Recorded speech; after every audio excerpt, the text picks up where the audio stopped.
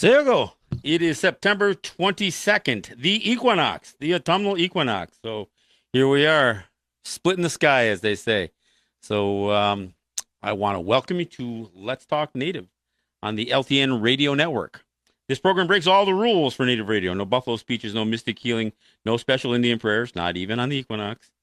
We tackle the real issues facing Native people with a look back at our glorious and our grave history, a tough look at where we're at now, and to look forward to our ongoing battles for sovereignty and autonomy. Let's Talk Native is produced in association with Iroquois Promotions on the LTN radio network, streaming live from the Cattaraugus territory of the Seneca Nation and simulcast on the Gwe, CKWE in Tandanega, and of course carried by several other networks. We'll mention later in the second half. I am John Kane. I'm the show's host and producer, and I've got Jake Proud in studio, who is manning the cameras for both our Facebook live stream and for our YouTube video of the program, which we run on our YouTube channel, which is Let's Talk Native TV.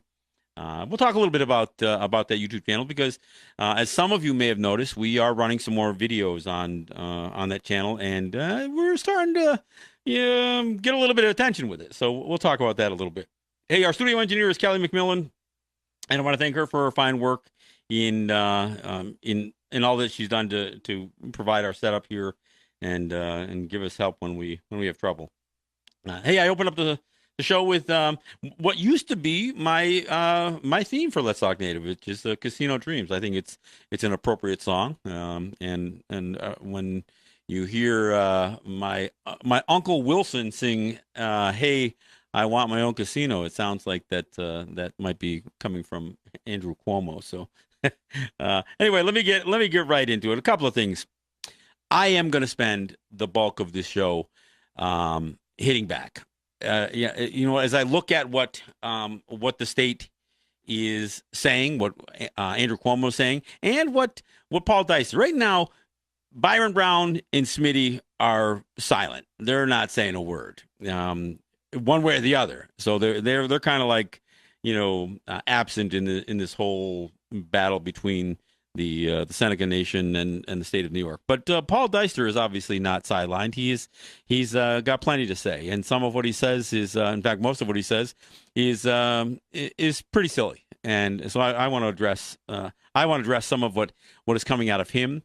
For those of you who might be reading the newspaper or seeing what's been on television, the state comptroller, Tom DiNapoli, has basically railed Niagara Falls for their mismanagement of funds and the fact that they don't have the money to get them probably past December.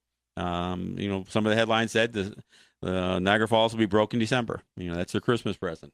So that's what is being said by somebody with more of an objective view of this thing, somebody who is a bean counter, somebody who does know how to add dollars up and try to propose reasonable measures for budgetary constraints. And DiNapoli he's been after Niagara Falls for years, really trying to press them to stop putting into their budget what he regards as reoccurring funding, and as much as Niagara Falls has received dollars from the state, which gets the dollars from the Seneca Nation, it is not tax revenue. It is not the kind of dollars that any city, or any municipality should budget in as essentially filling in the holes of other shortcomings of their budget. That's not what the money was for. When the Seneca Nation put its casinos here in Western New York, they from the very start said, "Look, we want to be good neighbors." They said it from the beginning, and it was the state that says, "No, you're not going to send any money to Niagara Falls or to Buffalo or to Salamanca. You send it to us, and we'll send something back to them." I mean, the state was the one who did not ever condone the notion of some sort of direct relationship from a revenue sharing standpoint. Now, having said that, there's plenty of money that has flowed from Seneca gaming enterprises in general, Seneca Nation in general, to Niagara Falls and the city of Buffalo and Salamanca and other places. I mean, they've thrown lots of money that didn't go to the state first. And there's a whole list, millions and millions of dollars that have gone into everything from sponsoring concerts and sporting events and sports teams, the Bills, the Bisons, the Bandits, all of that stuff. Sponsoring all kinds of events. Like I said, concerts at both at the Key Center and at Darien Lake, at Coca-Cola Field, all of these places. The Seneca Nation has thrown a ton of money. And of course, they've thrown money at other organizations within the city. Some that have some connection back to the Seneca Nation, like the NACS, the Native American Community Services, in organizations like that. But there's plenty of examples of money that did go directly to what I would say community events and organizations. So there really was no prohibition laid out anywhere that said the Seneca Nation could not be generous. And what the Seneca Nation has said, even as this 14-year revenue sharing period has come to an end, they said, look, we're going to continue to be generous. And we look forward to sitting with the city leaders to discuss any expenses they feel like that they're incurring because of us that may have been covered before through the revenue sharing with the state. We can have that conversation. But all the Seneca got back was crickets. They haven't gotten any response back. In fact, all three mayors, and they've basically deferred to the governor on this thing. They've essentially, I won't say totally refused, because I know there's been some conversations, especially with some of the folks in Salamanca and the Seneca Nation. But even as those conversations were going on, you were still hearing all three mayors saying, well, we look to the governor to resolve this thing. And I said it very clearly. And in fact, I said it in a video I'll talk about here in a minute. I said it very clearly. Anybody who is deferring this issue to the governor is really saying, Governor, get the money out of the Senecas. So Paul Deister, Byron Brown, Mike Smith, if you are siding with the governor and hoping the governor is going to fix this for you, what you're saying is, we want you to squeeze the money out of the Senecas. And that's just wrong. I mean, it's wrong, because the thing everybody has to realize is that $1.5 billion has gone to the state through this revenue sharing. $1.1 billion didn't come back. Only $400 million of that $1.5 billion came back to Western New York. So if you're a mayor of Niagara Falls and you're crying foul about the money not flowing to the state, that's not your problem. Flowing to the state isn't the problem. The question is what's going to flow between the Seneca Nation and you. I mean, you seem to be ignoring the fact that $1 billion left the region because of this revenue sharing. And you know what? That impacts you. That impacts all of you.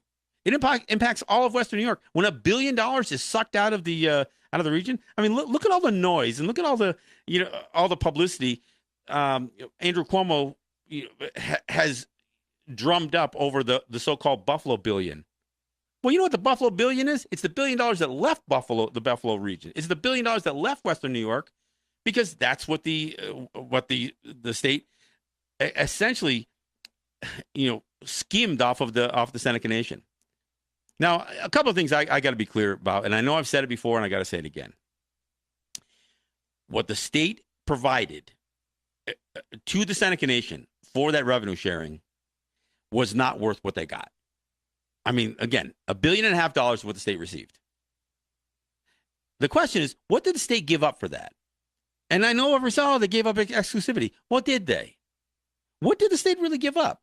I mean, keep in mind that the state could not do gaming. It could not do slot machines. It could not do casinos. It could not do table games. Why? Not because of the exclusivity agreement that they agreed to. They couldn't do it because of their own state law. So if they were already prohibited from competing directly against the Seneca Nation, then what did they give up? Sure, eventually, after a decade of prosperous, native gaming throughout the state finally pushed through a constitutional amendment to authorize them, to give them permission to do gaming. But really, the state was in no position to do direct competition against the Seneca Nation for the entire 14-year term laid out in the gaming compact. They were prohibited from it. So if they were prohibited from it, then what did they give up? And it's nonsense for people to say, well, they give up exclusivity. I asked one question, and this is the one that I'm just dying to get an answer about. What is it that the state was prohibited from doing specifically from the exclusivity agreement? I mean, ignoring the fact that they already couldn't do certain things because of their own laws. What did the exclusivity agreement prohibit them from doing?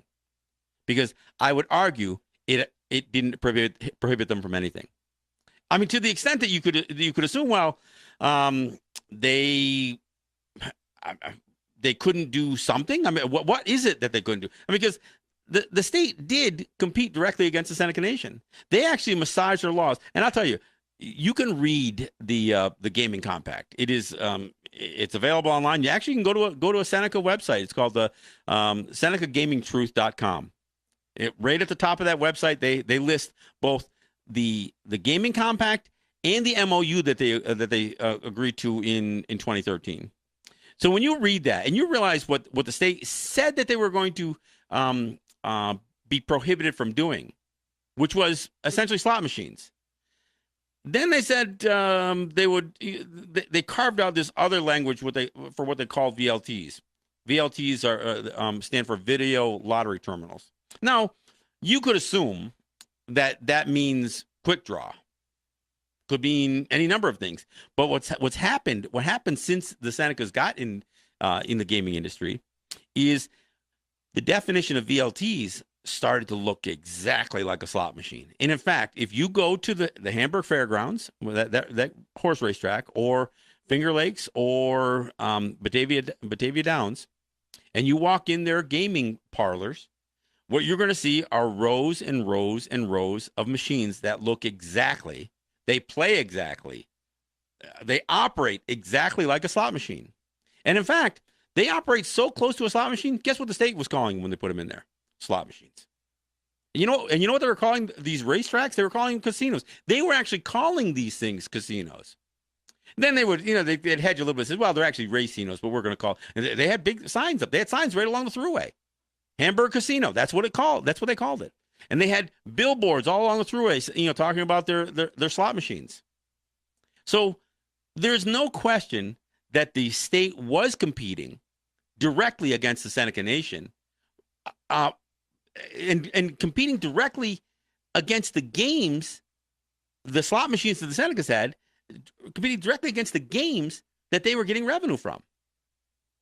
So I don't know. For everybody who says, look, the Senecas owe it because they got something. Well, again, as per the underlying federal law, which is the Indian Gaming Regulatory Act, they made it very clear, and though the federal agencies involved in monitoring the issues related to IGRA, they made it very, very clear that the states cannot tax native gaming. And in order for a revenue sharing agreement to pass a test that would suggest that it isn't really a tax, their standard was that the state had to offer something that was both substantial and quantifiable. And by substantial, it meant that it had to be somewhat equal. When you did the quantifiable part, and you measured or used some sort of calculation to determine what the exclusivity was worth, it should have been worth something close to what they received. And I got to tell you, I challenge anybody to look specifically at what the state gave up in the exclusivity that they had the right to do, and that's the kicker here. What is it that they gave up that was worth $1.5 billion? And clearly the state violated the spirit of the agreement, even though they could technically say, well, but we had language in the compact that said we could breach a certain class of machine without breaching the other class of machine. And that was some of the wordsmithing they did. So they said, well, we could do VLTs, and sure, it might carve into market share, but technically we would not be in breach of your class 3 machines if we were only operating class 2 machines. The fact that they looked and played and sounded and operated just like the class 3 machines, they could say, well, yeah, maybe they do that.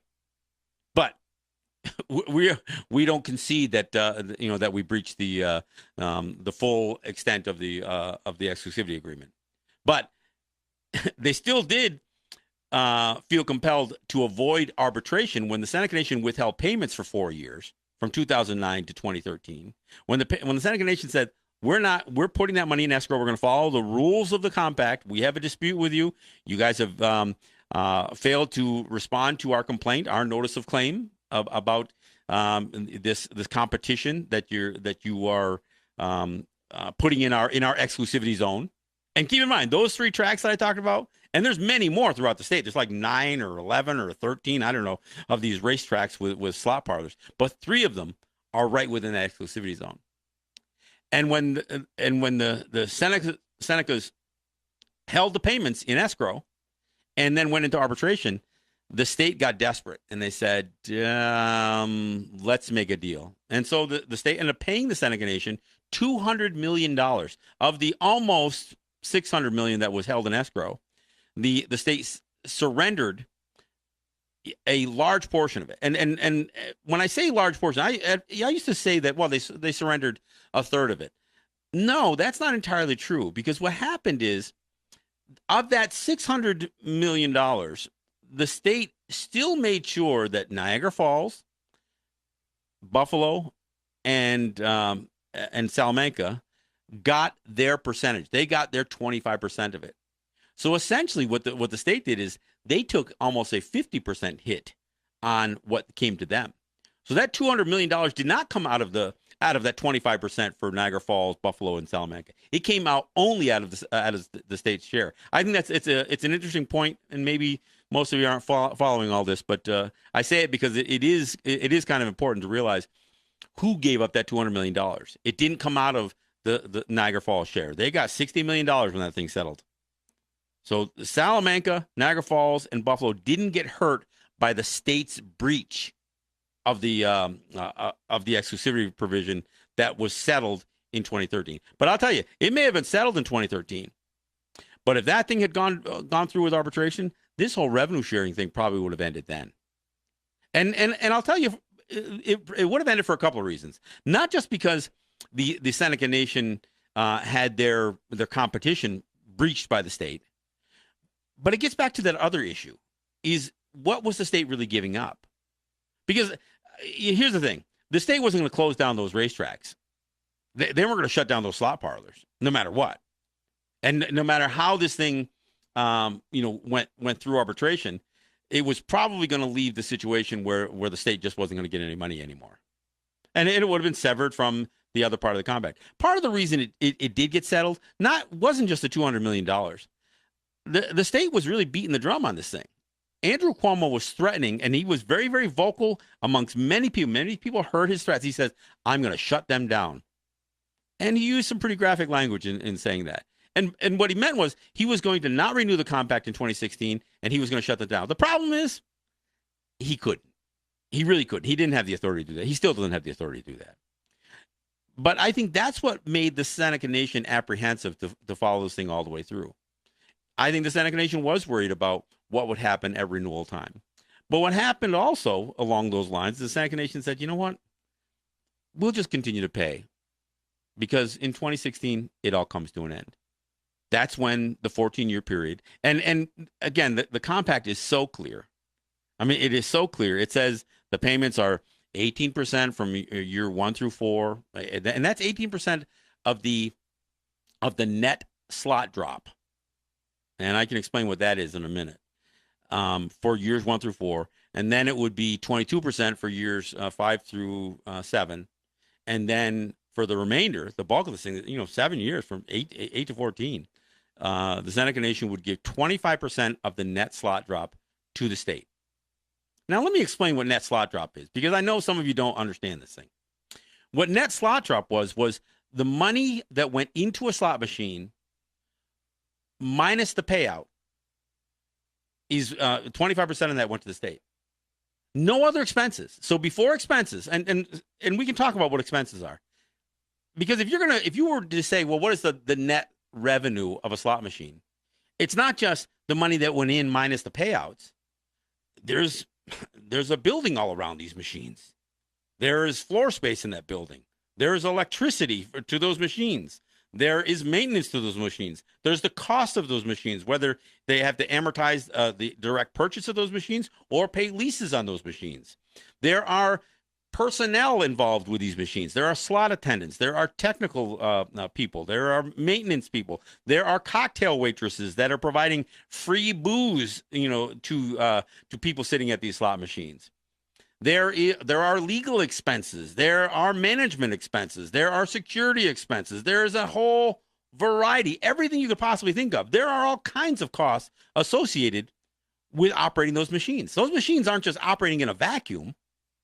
I mean, paying for that roof line, paying for that facility, and the management of that whole thing is very expensive. That 25% that the state got with no expenses taken out of it, really probably represented close to 50% of the revenue, the net revenue of those machines, and that gets missed by a lot of people. Yeah, 25%. I heard of some people say, "Wow, $100 million, that represented 25 a year. That represents 25% of the slot." No, it actually represented quite a bit more. And you know what? When the state started ramping up its racetracks, putting more and more slot machines in those racetracks, and of course there were other factors going on, the revenue actually declined. There were periods of time where the state was getting almost $200 million a year. $200 million a year. And Niagara Falls, they were getting as much as $20 million a year. In the last few years, that dropped down to, like 15 or 14 or 12 million. Now, that's still a lot of money. And for the state, their calculations, what they had in their budget for this year was they were anticipating $120 million coming to the state from Seneca Gaming. And that's quite a drop from the $200 million they were getting, the almost $200 million they were getting, a number of years ago. So I think it's important that people understand this. But here's the other thing.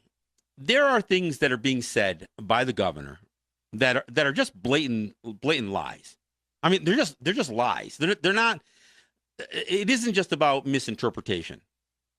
I mean, some of the things that he is saying is just flat out wrong. Some of the things that are characterized in their arbitration demand is just flat out wrong. And and it's not just him. Some of the things that Paul Deister is saying are just flat out wrong. And here's the part that concerns me the most. It's the media. Because the media is really sticking with the state's narrative on this stuff. They are not. They seem to be ignoring the language in the compacts. And the language is clear. I mean, it couldn't be more clear that there are no payments detailed past 14 years in the compact. And so anybody who can suggest, especially lawyers like Andrew Cuomo and some of the other folks that are, giving, press releases or whatever else, for any of them to suggest that it's somehow implied. There's no such thing as implied payments in a contract. I mean, that couldn't be, I mean, that is such bullshit that it's not even funny. I mean, it's absolutely absurd to suggest that payments could be implied or suggested. They aren't. It says 14 years, 25% through year 8 through 14. That's what it says. But then you hear, other things, said by, even by the media, where they say, well, the Senecas, clearly owe this. No, they don't. There's no entitlement that either the municipalities or the state of New York has from gaming. The only thing that they are entitled to is something they give something up for. And again, the media has never, ever properly assessed or even attempted to assess, well, wait a second. Now, if what the state gave up was supposed to be substantial and quantifiable, what is the quantifiable value then? What is the value of what the state gave up? And don't just say $1.5 billion because that's what the Senecas paid. That's not what they got. But the media isn't calling them out on that. In fact, the media just keeps restating the state's the same narrative. I've heard the media recently on the Buffalo News and others saying, well, arbitration will certainly help resolve this money crunch for Niagara Falls. No, it won't. I mean, you're assuming that arbitration is going to bring a return to revenue sharing. I mean, and that's a huge assumption for you to make. And I think it's a wrong assumption. The language doesn't support it. And not only does the language of the compact not support it, if you again revisit the underlying federal statute, the question has to come back. Is the state giving something up of value? Now that the state has casinos on the fringe of that so-called exclusivity zone, and it is clear that they have slot parlors, well within that exclusivity zone. And yeah, now they're calling them VLTs again. They don't, the MOU from 2013, it slapped the hands of the state and said, okay, you can't call your racetracks casinos anymore, and you can't call your machines slot machines anymore. It didn't say that you had to change them. It didn't say you couldn't have a casino anymore. It says you just can't call them that anymore. It didn't say you can't have all those machines that look exactly like the machines in our casino. It says you just can't call them what we can call our machines in our casino. I mean, it was kind of a real giveaway. But there is no question that while a sliding scale went from 18 to 25% on this revenue sharing, the exclusivity became worth less. So as the state was getting more and more, not just because of percentages, by the way, because let's back this thing up a little bit. What did the state do with its 25% of the net slot drop? Really close to 50% of the slot revenue. Did they encourage tourism? Did they do in any way, shape, or form really promote Seneca gaming that they benefited from? Did they do anything that was advantageous to the Seneca Nation with that 25%? No, they didn't. They just didn't. What did the Senecas do with their essentially 50%? Yeah, you can say it was 75%. What they did with the 75% was they covered all of the expenses of these things, but they also did more than that. They enhanced their gaming experience. They added additional floor, gaming floor. They added hotels. They added facilities. From 2002, they opened up with just one facility up in Niagara Falls. They opened up a casino in Salamanca and a casino in Buffalo. And you know who benefited from those? The state. So the investment the Seneca Nation made, over $1 billion of investment in gaming expansion. Probably another $500 million in renovation, because this thing has operated for over 14 years. They've already completely renovated these facilities, including the hotels. They've added hotel space. They've spent over $1.5 billion. Not only did the $1.5 billion go to the state, but the Seneca took $1.5 billion and reinvested it in their gaming, which still benefited the state. So all the while over these 14 years, not only was there a sliding scale, but there was also a tremendous investment the Seneca Nation was making. Yeah, they were still getting, obviously they benefited from that investment, but so did the state. So the Seneca Nation increased the value of the revenue sharing while the state reduced the value, if it had any value at all, the value of the exclusivity. That is just something that I can't say it enough, because I don't think people are fully understanding it. So I will keep repeating it. I just think that people just simply have to know. They just have to know. I got a couple other simple questions. One other simple question: can somebody explain to me how the state can claim that they have authorized Seneca gaming in any capacity, exclusivity-wise or any other way, when they were prohibited from doing the gaming? How could they have the authority to authorize something if they didn't have the authority to do it themselves? And I'll tell you how. They can't. The Seneca Nation didn't need permission from the state to do gaming. Sure, IGRA, the Indian Gaming Regulatory Act, does require that the state and the native gaming entity, in whatever state, it requires under IGRA having a gaming compact. But that requirement suggests also, the IGRA also says if the state's unwilling, then the nation can establish a relationship with the federal government instead. See, IGRA didn't make gaming legal for native territories. It made regulating legal for the state, or being involved in the regulation of the gaming legal for the state. That's what it did. Look, we're at the bottom of the hour, so we'll take a break. We'll go out with just what I'm talking about. We'll go out with some Little White Lies. Murray Porter and Pappy John's band.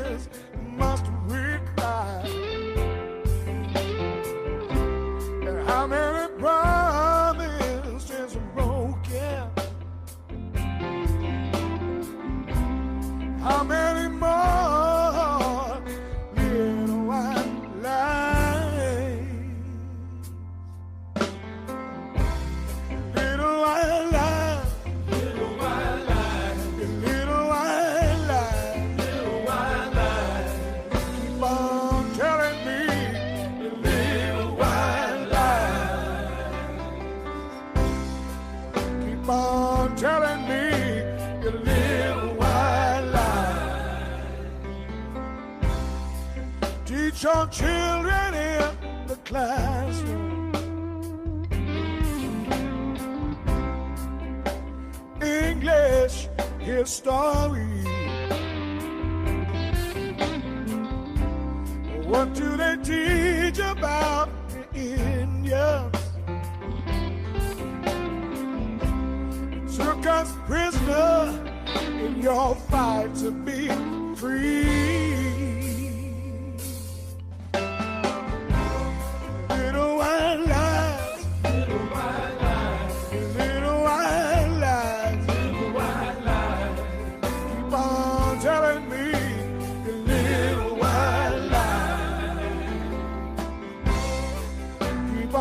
Telling me your little white lies.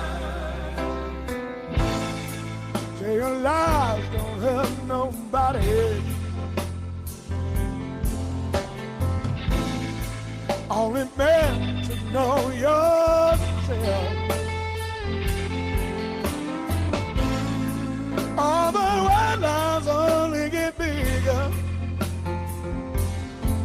Start to lie.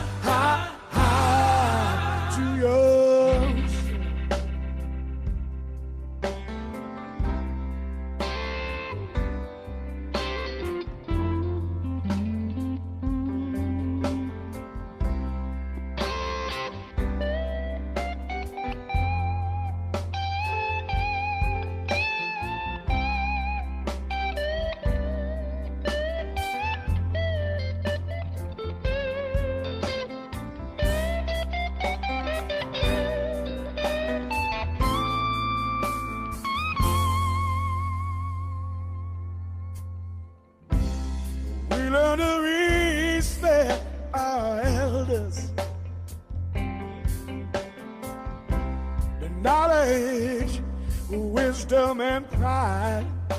And don't turn your back just cause they're older. No, no. They're not used up. The fire still burns inside. Little white lies. Little white lies. Little white lies. Little white lies.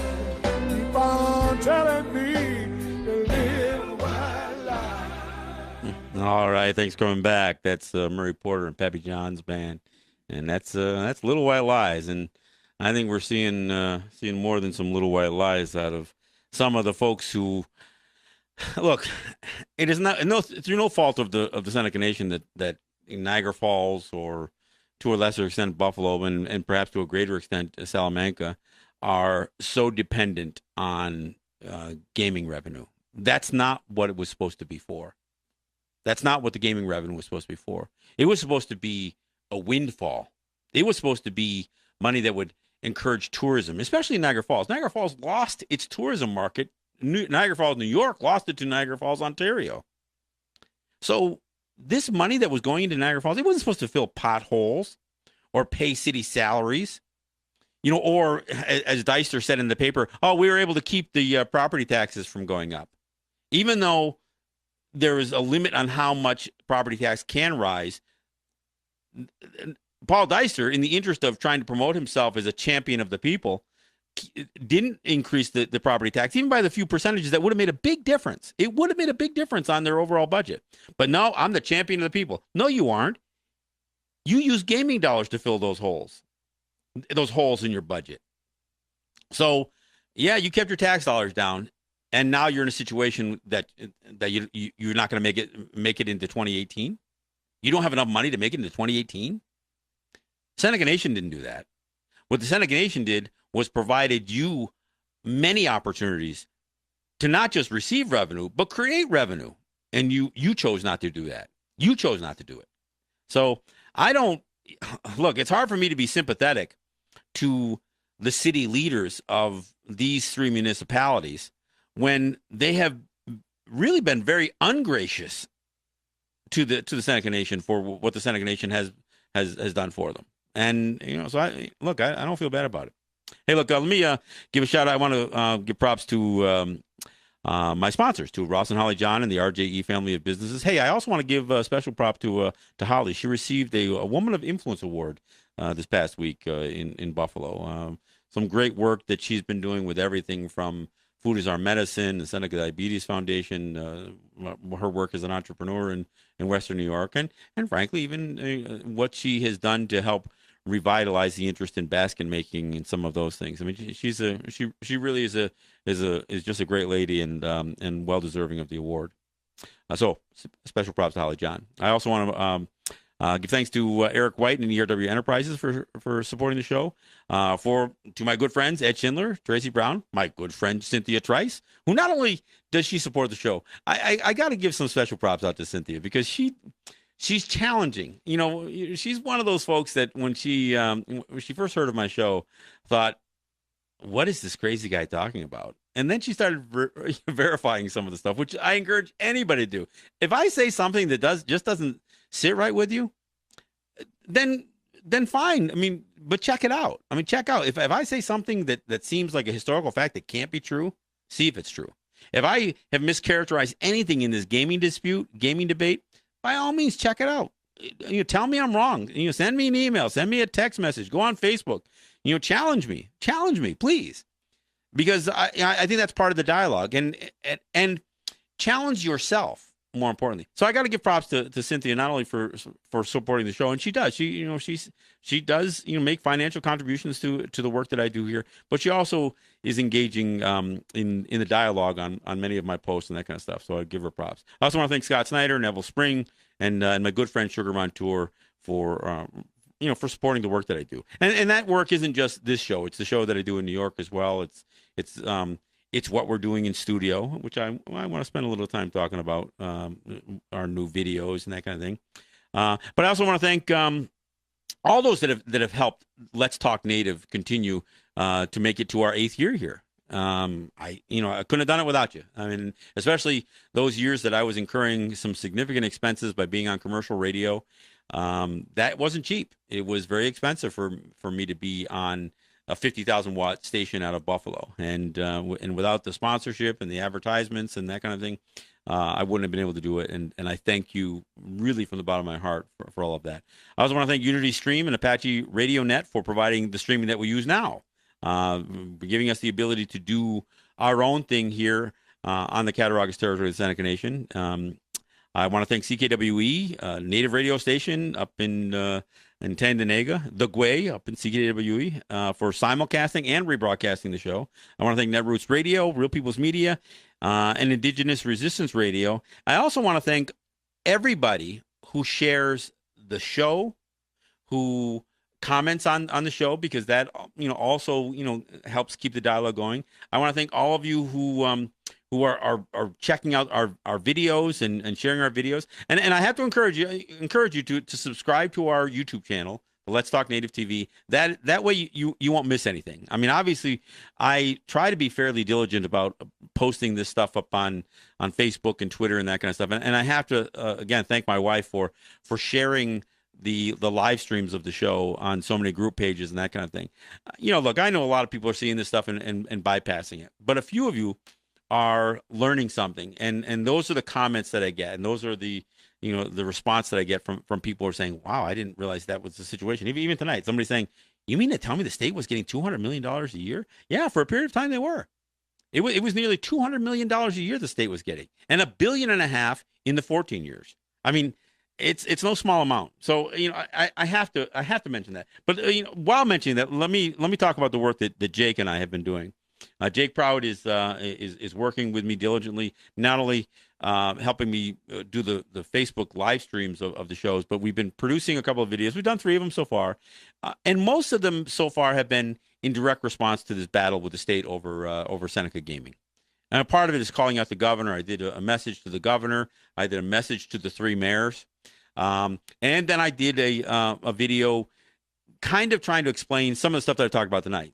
Just what does IGRA really call out, and what is the Indian Gaming Regulatory Act? What is the compact? All that stuff. So there's 3 videos out there. Some of them one of them is as long as 11 minutes, but the one to Cuomo is only like 3.5 minutes. So they aren't tremendously long. You don't have to sit through an hour like watching this show or we're doing here. You can get a kind of a snapshot of some of the things I'm talking about, and we're going to do more. I'm going to address Columbus. We got Columbus Day coming up next month. I'm going to address the statues debate. I'm going to address racism more clearly. Probably do a bit on the doctrine of Christian discovery, separate even from the Columbus discussion. I'm going to tackle the mascot issue, missing and murdered Indigenous women. I'm going to, the UN Declaration on the Rights of Indigenous Peoples. In fact, I may actually do a recitation of that. It'll take a few minutes, but that might be something that is worth hearing. And perhaps rather than somebody trying to look it up and read it, they'll have an opportunity to hear me talk about it on a video. But and of course, I'm going to stay after this battle with the state, and the battle with the state isn't just about gaming. It's been about so much more over the years. I've got a video we're going to shoot either on Monday or Tuesday, so you can look for that. And it's going to be another one that specifically addresses Paul Deister and what can only be described as his gambling addiction. Yeah, I mean, I don't know how else to explain when a guy gets to a place in his career that he is so dependent on gaming, and in this case, gaming revenue to do his job. That's an addiction. So we'll do a video on Monday or Tuesday that'll lay some of that out. But it's really important. I think it's important that people subscribe to the YouTube channel, check out these videos, share them. And you can share them on Twitter. I mean, I would like to see these things get thousands of views rather than hundreds of views, and not because I'm just trying to promote myself out there. Yeah, there's some of that, because I do think that I am a voice that gets right to the point on some of these issues, perhaps more than others do. But there's nobody else doing what I'm doing. So at least not from a native perspective. So I would really like to see people share these videos and get more of them out there. And I gotta give some props to Seneca Nation. They have become very embracing of my message. In fact, they took the audio from my message to the mayors and ran it on their station. The WGWE down in Salamanca, the Seneca Nation's radio station. They actually ran my audio and they ran it. And the Seneca Nation stood by the words that I was offering in that video. So that's something that you may have had the opportunity to hear on the Seneca radio station as well. There's also a website called Seneca Gaming Truths, which is produced by Seneca Nation Media. And they are running some of my videos. In fact, they even ran the one of the columns that I wrote for the Buffalo News in there. So the Seneca Nation is showing and specifically showing appreciation for some of the messaging that I'm providing, so they don't have to. And I think that's what I'm really trying to do. Look, I'm going to hit back harder on the on the governor and Paul Deister and the media than perhaps is appetizing to the Seneca Nation. I don't blame them. They should be more diplomatic than I am. That's not my job. That's their job. My job is to call it out and to hold people accountable. So that's what I'm doing. Look, and in that vein, there's another thing that I gotta address, that the media they keep saying this one tidbit that is, I mean, it's just categorically wrong. They keep saying that both the Seneca Nation and the state of New York have agreed that if they're not satisfied with the outcome of arbitration, that they will take it into court. And that's just simply not true. And I'm going to, again, this is something that the media is just not doing. They are not citing passages from the compact. Instead, they're just, again, reiterating the state's narrative on this stuff. So, I mean, I'll give Tom Precious some credit. He said, well, the compact does seem to be silent on payments past 14 years. Yeah, that's one way of putting it. But another way of putting it is that it specifically talks about payments through only 14 years. I mean, so you can even kind of hedge that debate a little bit. But I'll give Tom Precious credit because at least he's citing that. And he has, in some of his writing, said the state has failed to cite any place in the compact that supports their claim. Well, the claim that whether it's the state that's saying this or just the media saying that somehow federal court has a role in here. Let me explain this thing. And this is directly from the party dispute resolutions clause. That's chapter 14 of the gaming compact, and this is section I. Arbitration decision. The decision of the arbitrator shall be final, binding, and non-appealable. Failure to comply with the arbitration award within the time specified therein for compliance, or should a time not be specified, then 45 days from the date on which the arbitration award is rendered, shall be deemed a breach of the compact. The prevailing party in the arbitration proceeding may bring an action solely and exclusively in the U.S. District Court of the Western District of New York to enforce the arbitration award. All right. In case you didn't understand what that means, it says nowhere does it say that if the parties are not happy with the outcome of arbitration, can they somehow defer to federal court. It specifically says that's not the case. It says arbitration is binding.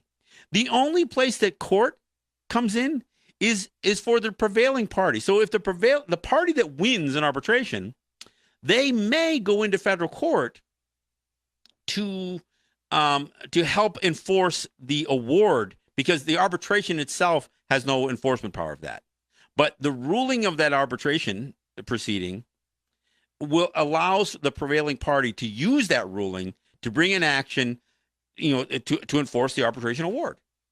That's all. Only the prevailing party can bring an action into federal court, and specifically in Western New York. I mean, right now there's a debate right now. The state's saying, we want to do the arbitration in New York City. Well, why the hell would the Seneca Nation want to do arbitration in New York City? I mean, the casinos here are in Western New York. Why would they go to New York City? That doesn't make any sense. So right now the first debate or the first argument associated with this somewhat of an agreement to go into arbitration is where are they going to do the arbitration? And and right now, I mean, and here's the other thing that one of the papers said that the Seneca Nation balked at arbitration early on. It was in one of the state's editorials. No, they didn't. The Seneca Nation never balked at the dispute resolution clause. In fact, what they've been waiting for is for the governor to actually follow the procedures. Because let's be clear. I mean, there's a 3-part process to this to get into arbitration, and it says to effect is the parties they have to provide a notice written of claim to the other. Upon receipt of such written notice, the parties shall then meet within 14 days. So there's 2 parts. First, if you have a complaint, you were to file a notice of claim. Now, the state says they did that. Well, unfortunately, whatever they sent to the Seneca Nation never said in the document that it was their official notice of claim. They said, "Oh yeah, we sent that back in July sometime." All right, all right. Okay, so you get a pass on that. All right, so you're the claimant. You filed the notice of claim. So that means within 14 days, then you should be meeting with the Seneca Nation. And, at least, if not to negotiate, but to resolve the misunderstanding, even though the misunderstanding was completely on the state side. But you, as the claimant, Mr. Cuomo, you failed to meet. So you balked at the second part of this procedure, meeting with the Senecas. Now, the third part is filing a demand for arbitration. The notice, I mean, and this is the arbitration notice. The notice for arbitration shall specify with particularity the nature of the dispute, the particular provisions of the compact at issue, and the proposed relief sought. Look, the state can't cite any place in the compact that supports their position. So even their notice of claim or their demand for arbitration failed to meet what really should have been the threshold for arbitration. Now, having said all that, I think the Seneca Nation was somewhat apprehensive to give the state a pass on all three of those, procedural violations. But then they said, you know what? We think we're just being played here. The governor's bluffing, so we'll call his bluff. We'll go into arbitration. We're ready for arbitration, and that's what the Seneca Nation said. Look, we feel strong about. We feel very confident about our position on this thing. And again, here's where the state is so weak on so many levels here. Because not only does the language support everything that the Seneca Nation has done, but at the end of the day, there's an issue associated with whether what the state has provided in exclusivity is worth not only what they did receive, but certainly the state would have a difficult time in any type of court setting, arbitration or otherwise, suggesting that they have given something of significant, of substantial and quantifiable value to the Seneca Nation. So that is just, that is just where they have trouble. Look, we're winding down here. There's a couple of things. Look, Trump and Trudeau made their appearances at the UN, and on Trump's side, it's just an absolute embarrassment to watch a guy just make a fool of himself in front of the entire world. Condemning countries like Cuba and Venezuela and, again, threatening to destroy. For the first time in UN's history, did somebody go to a microphone at the General Assembly of the UN? And, and understand, the UN's purpose is to maintain peace. That's what it's for. And to have a guy stand up there and say, we will be forced to destroy you. I don't know. He's trying to do an Arnold Schwarzenegger thing or whatever. I don't know. It was. I'm not embarrassed by it. In fact, every time I see Trump make a fool of himself, there's a certain part of me that just kind of smiles. It just kind of smiles to see, the level of incompetence.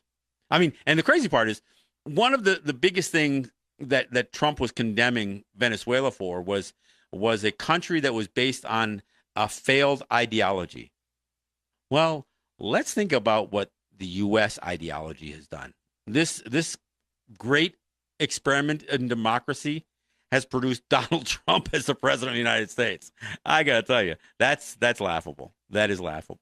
What's not laughable is threatening to destroy people. When, for somebody to stand up on a world stage and talk about destroying a country,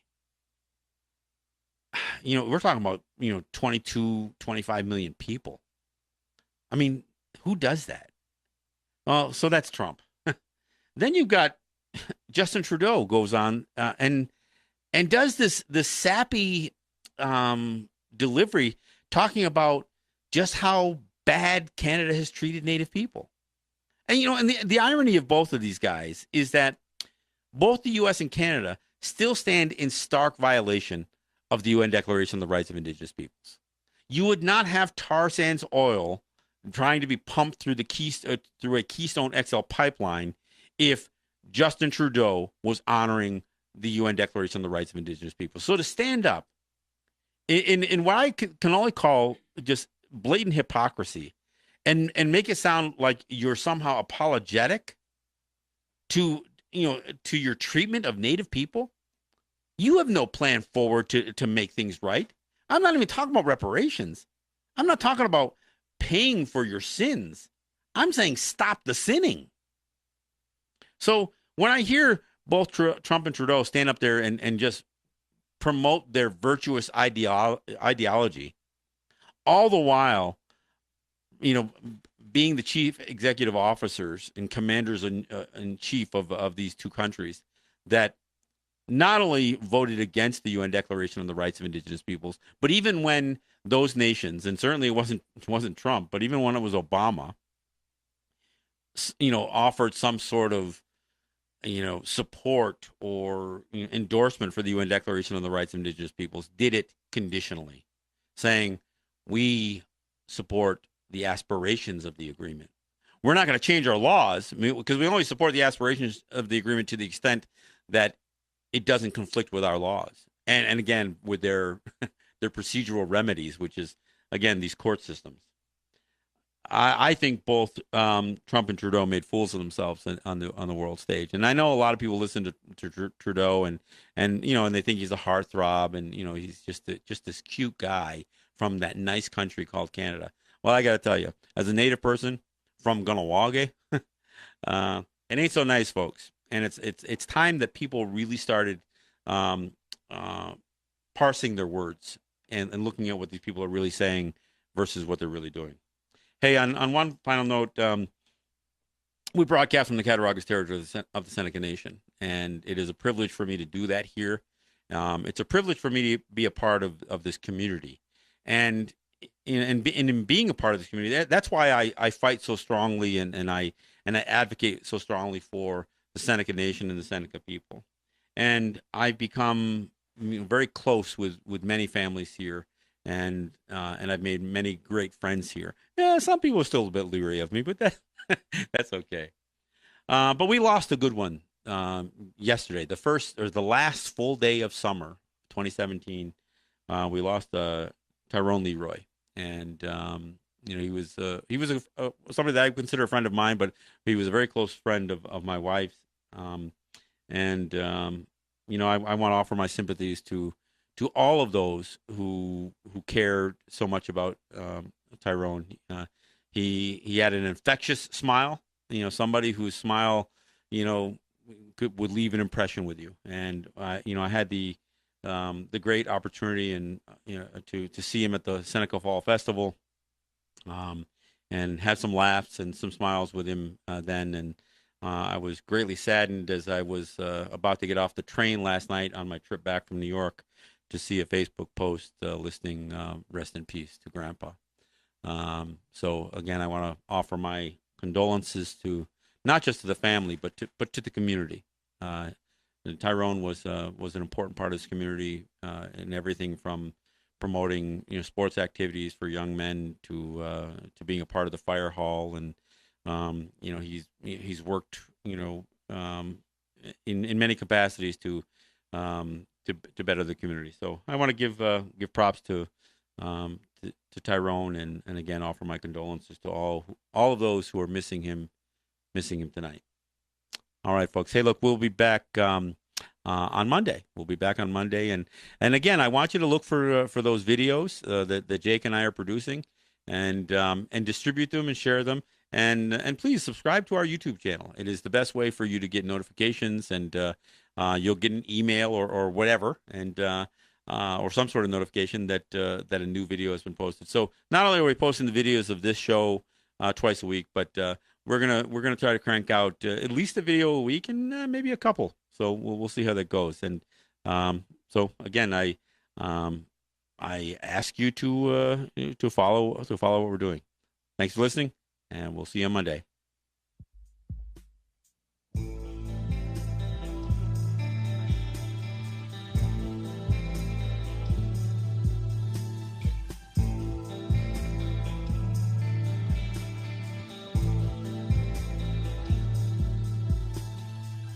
One night I had a casino dream, and there were voices in my head.